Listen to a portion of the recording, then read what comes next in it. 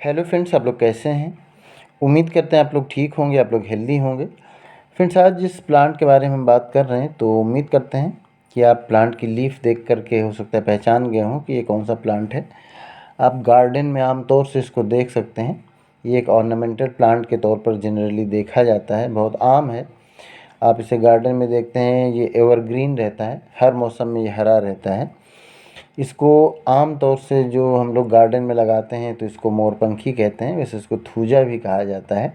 तो हम आज इसी प्लांट के बारे में बात करेंगे, थूजा के बारे में। इसका जो ऑर्नामेंटल यूज़ है वो तो खैर है, उसके बारे में तो खैर बहुत आम है। ये हर एक गार्डन में ये मिल जाएगा आपको, क्योंकि ये बहुत आसानी से उगता है। और इसके लिए जो मौसम होता है वो भी कोई बहुत ज़्यादा वो नहीं होता कि किसी मौसम में इसको उगाने में कोई प्रॉब्लम हो। और ये भी रहता है कि हमेशा हरा रहता है।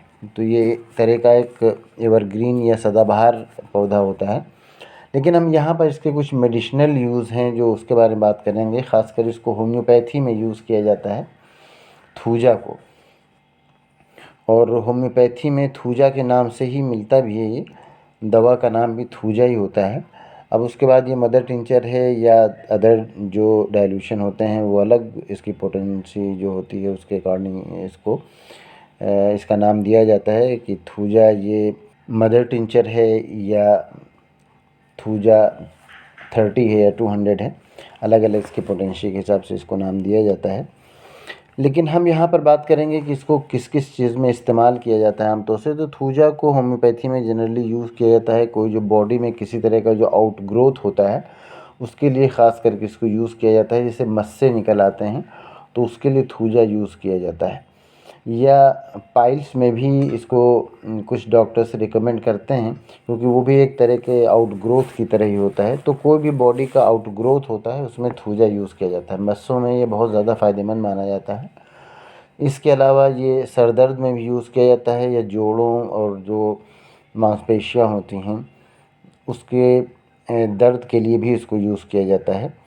और जो नींद की बीमारी, नींद ना आने की बीमारी होती है उसमें भी यूज़ किया जाता है, फ़ीवर में यूज़ किया जाता है। चूँकि ये आउटग्रोथ के लिए हमने बताया कि यूज़ किया जाता है, इसलिए कई बार कैंसर में भी इसको यूज़ किया जाता है। तो इस तरह से थूजा का बहुत ज़्यादा इस्तेमाल होता है और बहुत तरह से इसका इस्तेमाल होता है। और जब कभी पाइल्स वगैरह में ज़्यादा ब्लीडिंग हो जाती है तो उसमें भी कई बार इसको यूज़ किया जाता है, थूजा को यूज़ किया जाता है। और जो स्किन में जलन वगैरह होती है उसके लिए भी इसको यूज़ किया जाता है। तो थूजा को कई चीज़ों में यूज़ किया जाता है, लेकिन ख़ासकर ये जो जितने बॉडी के आउटग्रोथ होते हैं, जो बॉडी में किसी तरह की कुछ एक्स्ट्रा ग्रोथ हो जाता है तो उसके लिए थूजा बहुत फ़ायदेमंद माना जाता है। तो ख़ासकर होम्योपैथी में इसको। तो अगर आपको किसी तरह की इस तरह की प्रॉब्लम है तो आप डॉक्टर की सलाह से थूजा ले सकते हैं, और उसके पावर के हिसाब से कि किस पावर में आपको चाहिए, उसका मदर टिंचर चाहिए या 200 चाहिए, 30 पोटेंसी में चाहिए, जिस पोटेंसी में आपको चाहिए तो वो डॉक्टर्स आपके रिकमेंड करेंगे।